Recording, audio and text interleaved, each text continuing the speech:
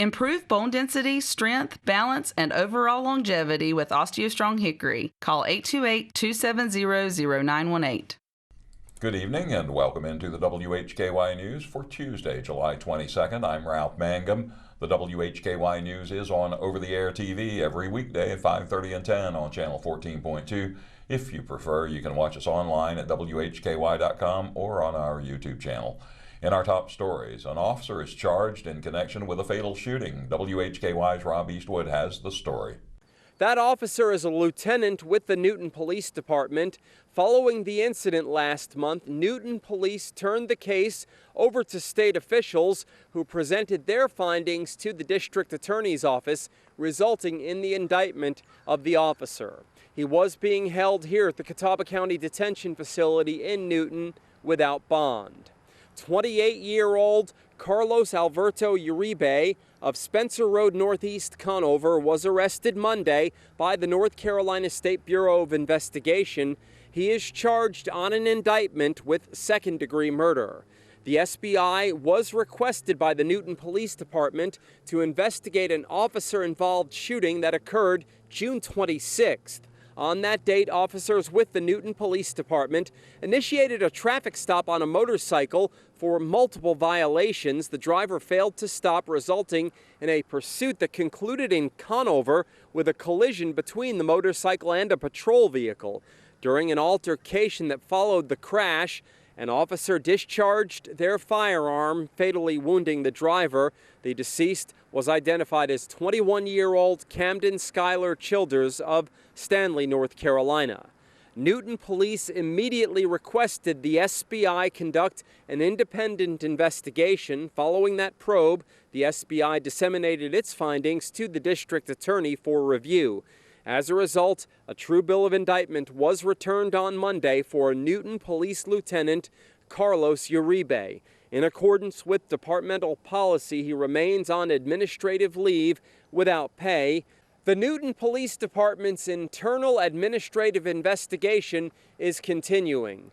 Uribe was placed in the Catawba County Detention Facility here in Newton without bond as he awaited a Tuesday court appearance.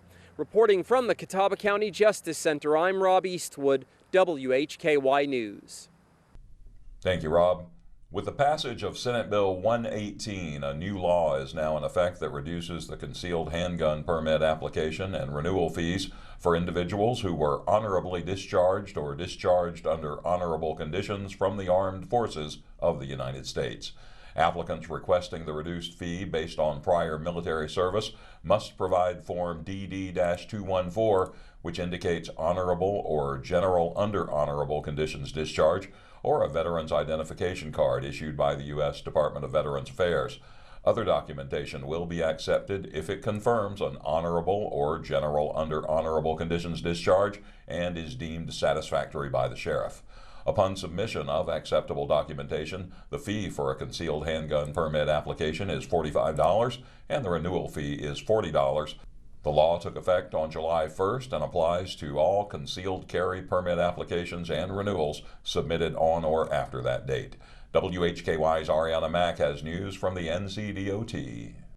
Workers from the N.C. Department of Transportation's Division 11 have won 2 awards from a statewide safety conference and competition. Employees from the division, which encompasses Allegheny, Ashe, Avery, Caldwell, Surrey, Watauga, Wilkes, and Yadkin counties, earned the overall award from N.C.D.O.T's Equipment Operators Safety Training Conference in Concord in late June. Nicknamed the Rodeo, the annual safety conference gives N.C.D.O.T. employees the chance to train in a safe, controlled environment away from public traffic and while having some friendly competition between divisions. Congratulations to N.C.D.O.T's Division 11. I'm Arianna Mack for WHKY News. Thank you, Arianna. In response to a sharp increase in suicide rates among black youth, the North Carolina Department of Health and Human Services has announced the North Carolina Black Youth Suicide Prevention Action Plan. Coinciding with the B.B. Moore Campbell National Minority Mental Health Awareness Month, the effort sheds light on communities that have been marginalized and where mental health challenges persist. The action plan outlines initiatives that will be implemented over the next 5 years to reduce injury and save the lives of black youth and young adults. You can read much more at WHKY.com. In the crime report today, some courtroom news and 3 Iredell County drug arrests. In local sports, East-West All-Star news, good news for a couple of CVCC baseball players and honors for a Hickory FC soccer player. And in community focus, we'll check in with North Carolina Insurance Commissioner Mike Causey. A high today only in the mid-80s with the usual assortment of afternoon thunderstorms. Back into the upper 80s for the next 2 days with less than a 20% chance of showers. Starting Friday and throughout the weekend, look for highs in the mid-90s with a chance of rain ranging from 15 to 35%. Look for that warmer weather to stay with us past the midpoint of next week. Remember, you can always find an updated forecast at WHKY.com. I'm Ralph Mangum. You're watching the WHKY News.